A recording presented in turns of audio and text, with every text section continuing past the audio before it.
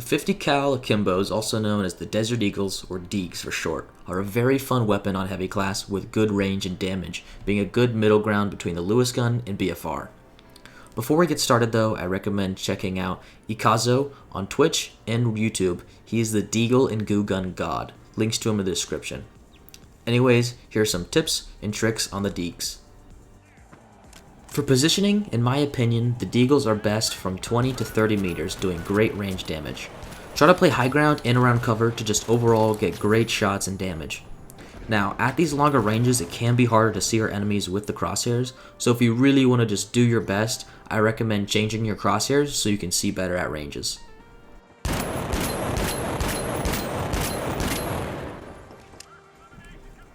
When up close, I don't recommend hip firing unless they are within 5 meters. Instead, aim down sights and try to hit your headshots, which is also the next tip. When using the Deegs, I recommend going for headshots. They have the base damage of 44 with a 2 times headshot multiplier, so 88 damage for critical hits. That means you can kill a light in 2 shots, a medium in 3, and a heavy in just 4 shots. That is why it is always worth it to be accurate and go for headshots, which leads to the next tip. If you want to be accurate with the Deegs at range, you should shoot a little slower. Just enough time to line up your shots, and this reduces bullet dispersion, making them much more accurate, especially when crouching. If you crouch and slow down your rate of fire, you will laser people. So do this and aim for the head rather than spam. When looking at loadout choices, I feel the Deegs are pretty flexible. You can usually use most standard gadgets and it should combo well.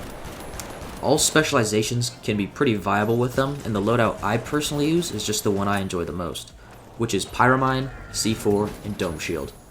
So just use what you're comfortable with and enjoy the most.